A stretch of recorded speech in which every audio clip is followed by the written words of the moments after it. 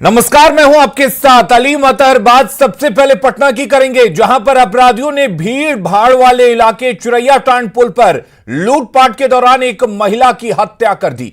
घटना देर रात करीब 1 बजे की है, जब शाइस्ता परवीन अपने पति के साथ सीवान से पटना पहुंची थी और ऑटो में सवार होकर पटना जंक्शन की ओर जा रही थी। चिरैयाटांड पुल पर कुछ अपराधियों ने ऑटो को रुकवा लिया और लूटपाट शुरू कर दी। महिला के पति ने अपराधियों को सारे पैसे दे दिए थे, लेकिन महिला ने जब विरोध किया तो अपराधियों ने उसकी आंख में गोली मार दी, जिससे मौके पर ही उसकी मौत हो गई। घटना के बाद पुलिस अपराधियों को पकड़ने की बजाय सीमा विवाद में उलझ गई है। तो आप अंदाजा लगा सकते हैं कि पटना में किस तरीके से अपराधी बेखौफ होकर घूम रहे हैं। देर रात एक शख्स के साथ लूटपाट की जाती है और अपराधियों का हौसला किस कदर बुलंद है, यह आप अंदाजा लगा सकते हैं कि एक औरत अपने पति के साथ लूटपाट का अगर विरोध करती है तो उसकी आंख में गोली मार दी जाती है। और पटना में हत्या के बाद स्थानीय लोग भी नाराज हैं और पुलिस प्रशासन पर ढिलाई का आरोप लगा रहे हैं। लोगों का कहना है कि इस इलाके में हमेशा असामाजिक तत्वों का बसेरा रहता है और पुलिस देखकर भी उन्हें अनजान बनी रहती है। लोगों से बात की है संवाददाता संजय कुमार ने। पुलिस की कार्यशैली पर बड़ा सवाल खड़ा कर दिया है। एक बार फिर से अपराधियों ने पुलिस को चुनौती दी है और शनिवार की देर रात तकरीबन 1 बजे चिरैयाटांड पुल का ये इलाका है, यहाँ पर शाइस्ता परवीन जो सीवान से पटना आई थी, उनको अपराधियों ने लूटपाट के क्रम में गोली मार दी और मौके पर ही उनकी मौत हो गई। यानी अपराधियों ने भीड़ भाड़ वाले इलाके में लूट के क्रम में एक महिला की हत्या कर दी। तो निश्चित तौर पर पटना पुलिस जो है वो भले ही तमाम दावे कर ले कि पेट्रोलिंग का अरेंजमेंट होता है, हर तरह पुलिस की चौकसी रहती है, लेकिन चिरैयाटांड पुल की आप तस्वीर देख रहे होंगे किस कदर यहाँ पर हर वक्त गाड़ियों की आवाजाही रहती है, ट्रैफिक का फ्लो भी देखने को मिलता है। और वहाँ पर इस तरीके से अगर हत्या हो जाए तो आखिरकार पुलिस क्या करती है? यहाँ पेट्रोलिंग की क्या व्यवस्था रहती है? पेट्रोलिंग में कोई व्यवस्था नहीं रहता है सर। सब राम भरोसे रहता है। जी जी जी जी। देर रात आप लोग आना जाना होता है? जी।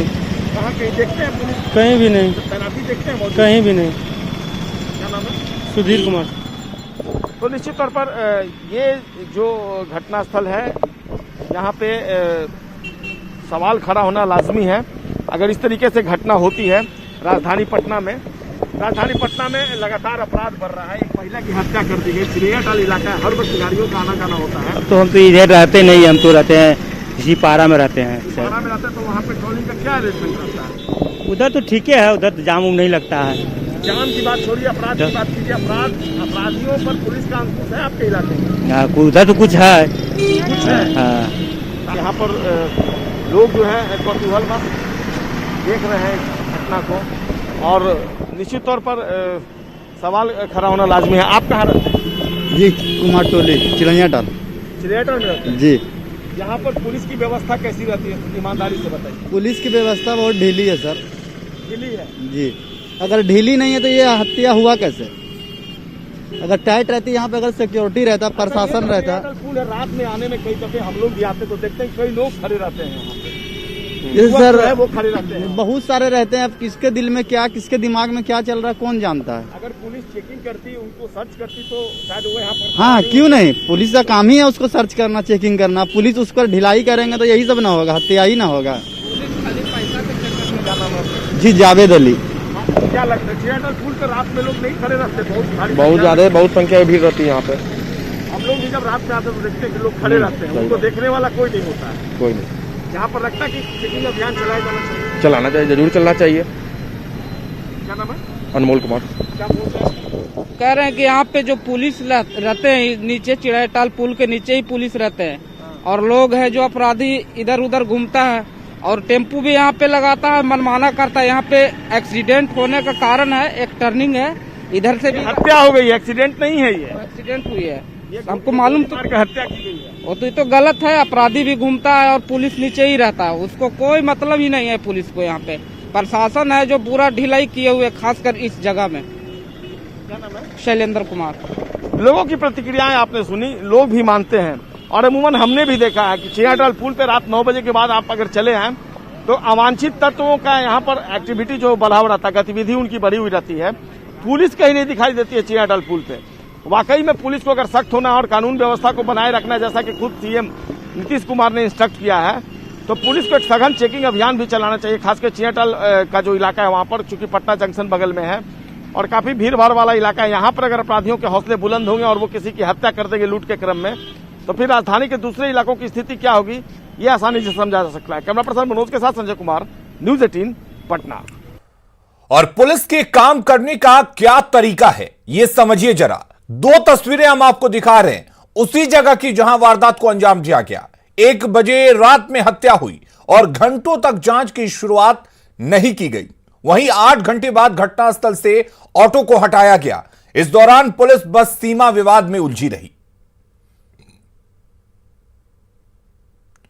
तो पुलिस के लिए पहले सीमा विवाद उलझे सीमा विवाद को सुलझाना ज्यादा जरूरी है, न कि हत्या की वारदात को सुलझाना जरूरी है। और यही वजह है कि 8 घंटे तक ऑटो वहीं खड़ा रहा। पुलिस यह तय कर रही थी कि यह किस थाने के सीमा में आता है इलाका, उसके बाद जांच शुरू की जाएगी। और फिर अभी तक यह पता नहीं कि वो तय हो पाया है कि नहीं। ऐसे में सवाल यह है कि 8 घंटे तक जांच की शुरुआत क्यों नहीं की गई। पहले जांच जरूरी है या सीमा विवाद सुलझाना जरूरी है। सवाल यह भी है कि पटना की ऐसी पुलिस पर लोग आखिर कैसे भरोसा करेंगे, जो पेट्रोलिंग का दावा तो करती है लेकिन देर रात एक महिला की हत्या कर दी जाती है और पुलिस सीमा विवाद सुलझाने में उलझी रहती है। और हमारे साथ संजय जुड़े हुए हैं। संजय, सबसे पहले तो सवाल यह कि पुलिस का सीमा विवाद उलझा या नहीं, और पुलिस अगर सीमा विवाद में उलझी है तो इस हत्या की गुत्थी को कैसे सुलझाएगी, हत्यारों को कैसे पकड़ेगी?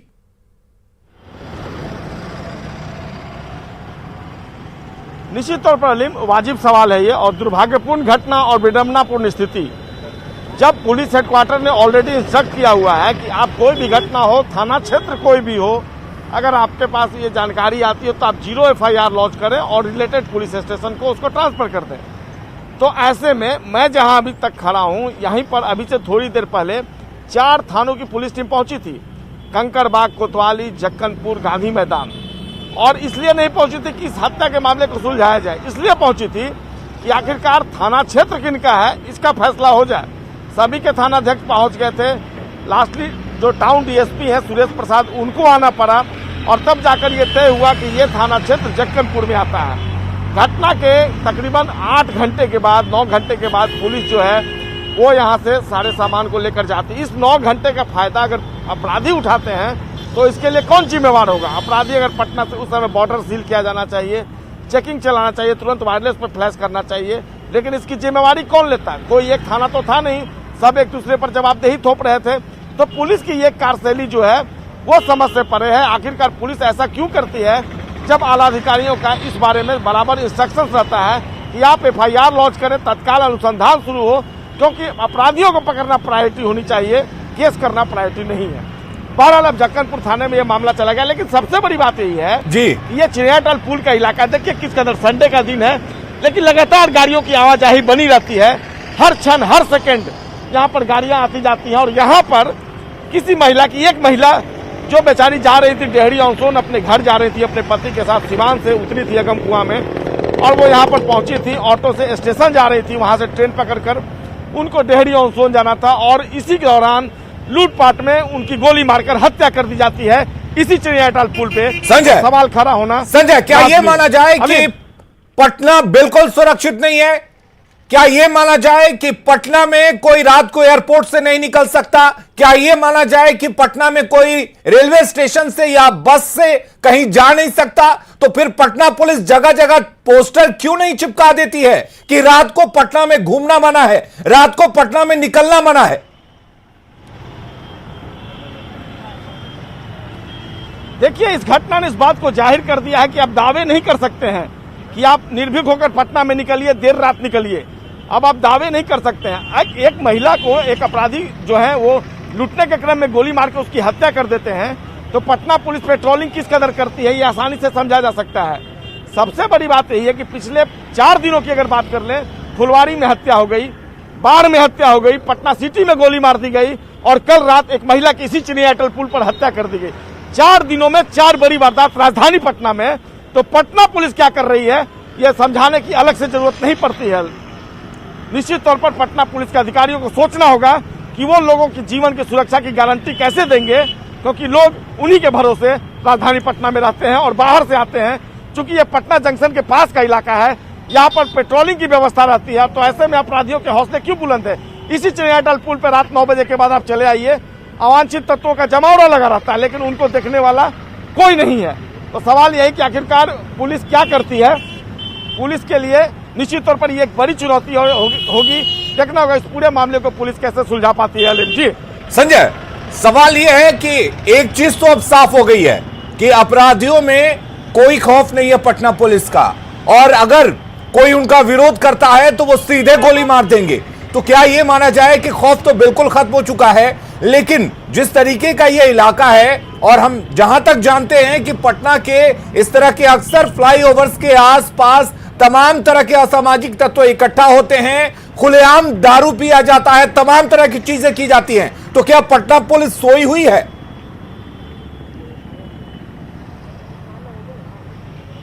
बिल्कुल, पटना पुलिस पर एक बड़ा सवाल उठ खड़ा हुआ है कि संवेदनशील इलाका इसलिए है कि घटना में जो घटना स्थल है उसको सुलझाने के लिए 4 थानों की पुलिस पहुंच गई। तो ऐसे में कितना संवेदनशील इलाका है, इसे आप भी आसानी से अलीम समझ सकते हैं। यानी 4 थानों की पुलिस की नजर जिस स्थान पर हो, वहां पर अपराधी बुलंद हौसले के साथ किसी की लूट के क्रम में हत्या कर दे, तो ऐसे में पटना पुलिस की कार्यशैली जो है। चलिए संजय, पटना पुलिस की कार्यशैली पर हमेशा सवाल उठेंगे। एक आखिर में आपसे यह जानना चाहेंगे कि क्या अब तक पटना पुलिस के हाथ कुछ लगा है, या खाली हाथ पटना पुलिस अपना हाथ मल रही है?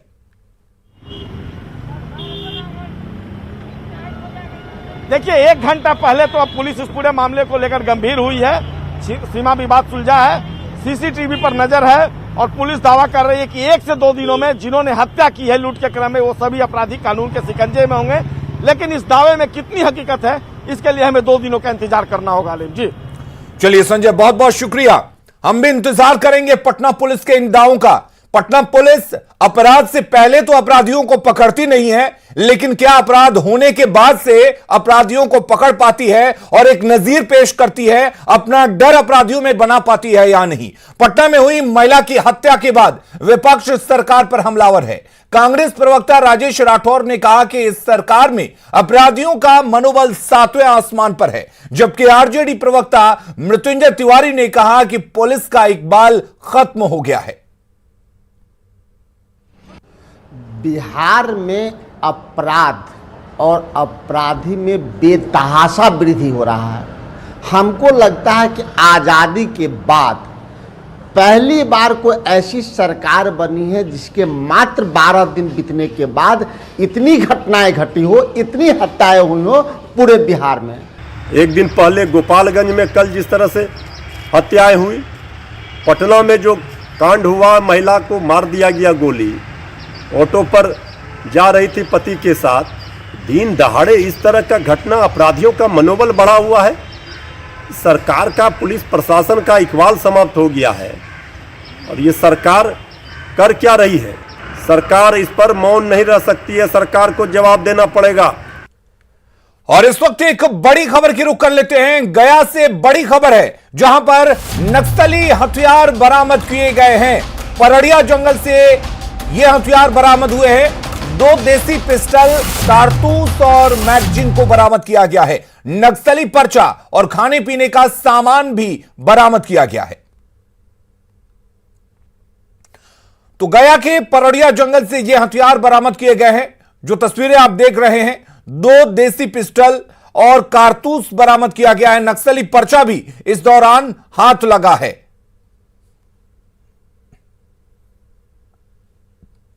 अगली खबर का रुख करते हैं। समस्तीपुर में पुलिस का बेरहम चेहरा सामने आया है। एक युवक की पुलिस ने इतनी पिटाई की कि उसके हाथ और कमर की हड्डी टूट गई है। अभी युवक सदर अस्पताल में भर्ती है। दरअसल युवक की पत्नी ने थाने में मारपीट की शिकायत की, जिसके बाद महिला थानाध्यक्ष युवक को घर उठाकर लाई और जमकर पिटाई करने लगी। पीड़ित युवक का कहना है कि उसने अपनी पत्नी के कहने पर उसके भाई को पैसे दिए थे और जब वो उसकी मांग करने लगा तो वो लोग टाल मटोल करने लगे। इसी गुस्से में पत्नी ने से बकझक हो गई और पत्नी ने अपने भाई के साथ मिलकर थाने में शिकायत दर्ज करा दी। पुलिस पहले तो उसे घर से जबरदस्ती ले गई, फिर उसकी इतनी पिटाई की कि वो अस्पताल की बेड पर पहुंच गया। वहीं पीड़ित युवक के समर्थन में स्थानीय विधायक भी पहुंचे और पुलिस के आला अधिकारियों से शिकायत की। पत्नी ने और हमारे साला, हमारे सास, ये सब जो है ना, हमको आज से नोटबंदी में 3 लाख रुपया लिया और नहीं देने का कारण हमने पत्नी को 2 थप्पड़ मारे।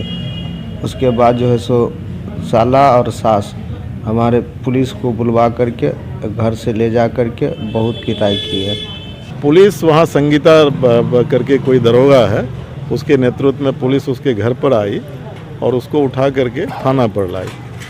संगीता राय ना सिर्फ खुद बल्कि उसके साथ जो है उस लड़के के ससुराल के लोग, उसका साला लखिंदर राय, मिल करके रूम बंद करके कमरे में और हाथ बांध करके टेबल पर उल्टा लेटा करके इतनी पिटाई किया कि उसके कमर की जो है ना हड्डी टूट गई है और बायां हाथ टूट गया है। मोतिहारी में वाल्मीकि नगर टाइगर प्रोजेक्ट से भटककर एक तेंदुआ गांव में पहुंच गया और बनकटवा गांव में खेत में काम कर रहे किसानों पर हमला बोल दिया। तेंदुए के हमले में 2 लोग जख्मी हो गए। गांव में तेंदुए के आने की सूचना पर वहां ग्रामीणों की भीड़ जमा हो गई। बीती देर शाम तेंदुआ बनकटवा गांव में पीडीएस दुकानदार के घर में घुस गया और 2 लोगों को जख्मी कर दिया, जिसके बाद ग्रामीणों ने तेंदुए को घर में बंद कर दिया। बड़ी भारी बा, मोटा-मोटी 70-80 किलो के बटे, बड़ी भारी बा। कैसे ऊपर गोड़ धलेला? आयल हमरा छूटल तो ना धली। मतलब नोटिए काट दी तब के मर देती होई लोग। मुंगेर में नाव पर हो रही ओवरलोडिंग बड़े हादसे को दावत दे रही है। गंगा नदी पार करने के लिए ओवरलोड नावों का परिचालन हो रहा है, जो काफी खतरनाक है। गंगा में बड़े हादसे को दावत।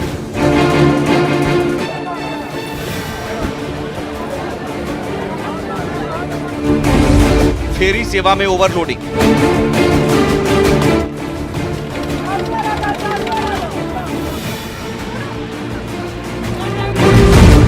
पिछले हादसे से सबक नहीं।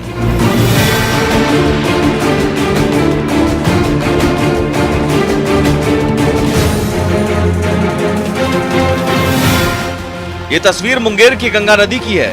एक नाव पर इतनी भीड़ आपने पहले भी देखी होगी और इसी ओवरलोडिंग के कारण हादसे भी सुने होंगे, लेकिन इतने खतरों के बावजूद प्रशासन कान में तेल डालकर सोया हुआ है। ऐसा नहीं है कि ऐसी तस्वीर सिर्फ आज देखने को मिली है, रोज यहाँ ऐसे ही भीड़ लगती है और लोग गंगा पार करने के लिए खतरा मोल लेते हैं। एक फेरी खत्म नहीं हुई कि यात्री दूसरे फेरी के लिए पहले से ही लाइन में लगे रहते हैं। दरअसल इस इलाके के लोगों के लिए आने जाने का यही रास्ता है और नाव से गंगा पार करना उनकी मजबूरी है। नाविक एक ही फेरे में ज्यादा पैसे कमाने के चक्कर में ओवरलोडिंग कर लेते हैं। अगर प्रशासन इस पर लगाम नहीं लगा पाया तो फिर बड़े हादसे हो सकते हैं। Bureau report, news 18। गया शहर के बीचों बीच स्थित बिसार तालाब में गंदगी का अंबार लगा हुआ है। सरकार ने लाखों रुपए खर्च करके इस तालाब का सौंदर्यीकरण करवाया था, लेकिन देख रेख के अभाव में यहां कचरों और गोबर का अंबार लगा रहता है। तालाब की सीढ़ी पर दीपावली के समय की पूजन सामग्री फेंकी हुई है। तालाब का जायजा लिया हमारे संवाददाता अरुण चौरसिया ने। आप देख सकते हैं कि ये जो सरोवर है शहर के बीचों बीच अवस्थित है। इस शहर में कई तालाब हैं और जिसकी सौंदर्यीकरण मरम्मती सरकार के विभिन्न योजनाओं से की गई है, लेकिन इसकी देखरेख सही तरीके से नहीं हो पा रही है। आप देख सकते हैं कि ये जो कचरों का अंबार है ये तालाब में लगा हुआ है। इस कचरे में जो पूजा की सामग्री है जो सरोवर में डाली गई थी उसको निकाल कर यहाँ सीढ़ी पर रखा गया है और इसके साथ ही इसके दूसरे छोर पर आप देख सकते हैं कि यहाँ बहुत बड़ी मात्रा में गाय का जो गोबर है वो भी रखा हुआ है। यानी असामाजिक तत्व भी जो है यहाँ गलत तरीके से इसका उपयोग कर रहे हैं और यहाँ गंदगी फैला रहे हैं। लेकिन जो नगर निगम, जो सफाई का मुख्य जिम्मेदारी नगर निगम पर है, वो इस ओर ध्यान नहीं दे रही है। यही वजह है कि लाखों रुपया सौंदर्यीकरण में खर्च होने के बाद भी ये जो सरोवर है सामान्य रूप से उपयोग में लायक नहीं रह गया है, क्योंकि यहाँ जो गंदगी है वो काफ़ी संख्या में है, काफ़ी मात्रा में यहाँ गंदगी पड़ी हुई है। सहयोगी विपिन के साथ अरुण चौरसिया, न्यूज 18 गया। महाराष्ट्र के अमरावती जिले में गांव में जहां भूजल की कमी है, water for people India trust ने एक कार्यक्रम शुरू किया है जो पानी की स्वच्छता सुनिश्चित करता है और साथ ही मिट्टी की नमी को बढ़ावा देता है। खबरें जारी हैं, अब बने रहिए न्यूज 18 बिहार झारखंड के साथ।